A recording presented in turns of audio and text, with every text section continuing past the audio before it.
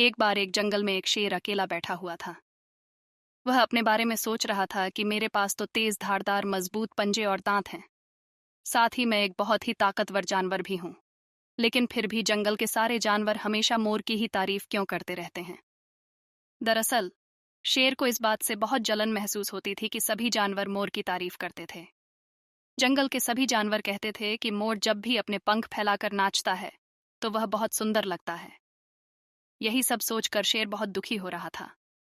वह सोच रहा था कि इतना ताकतवर होने और जंगल का राजा होने पर भी कोई उसकी तारीफ नहीं करता है। ऐसे में उसके इस जीवन का क्या मतलब है? तभी वहां से एक हाथी जा रहा था। वह भी काफी दुखी था।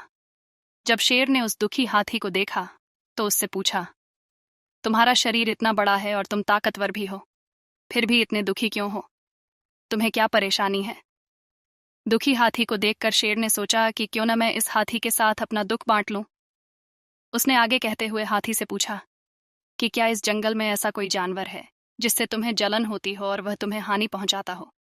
शेर की बात सुनकर हाथी ने कहा, जंगल का सबसे छोटा जानवर भी मुझ जैसे बड़े जानवर को परेशान कर सकता है।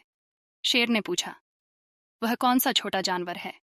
हाथी ने कहा, महाराज, वो जानवर चींटी है। वह इस जंगल में सबसे छोटी है, लेकिन जब भी वो मेरे कान में घुसती है तो मैं दर्द के मारे पागल हो जाता हूं।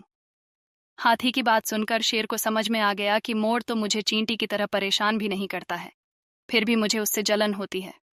ईश्वर ने सभी प्राणियों को अलग अलग खामियां और खूबियां दी हैं। इसी वजह से सारे प्राणी एक जैसे ही ताकतवर या कमजोर नहीं हो सकते हैं।